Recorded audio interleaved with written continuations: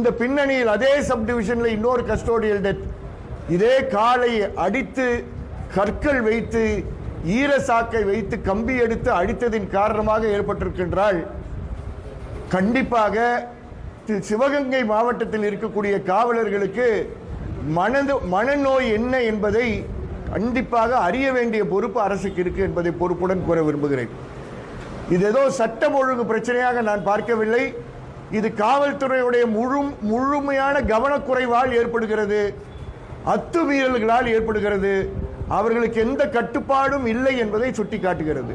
காவல்துறைக்கு ரோஷம் இருந்தால் அந்த கிராமத்தில் மேய்ஞ்சிட்டு இருக்கக்கூடிய காவல்துறை அதிகாரிகள் போய் விசாரிக்க வேண்டியவர்களை முறையாக விசாரித்து ஒரு சரியான நபர்கள் யார் என்று கண்டுபிடிக்க வேண்டிய ஒரு ஒரு ஒரு ஒரு அவசரம் இருக்கு என்று மிக மிக பொறுப்புடன் வேதனையுடன் கோபத்துடன் இந்த நேரத்தில் கூற கடமைப்பட்டிருக்கிறேன்.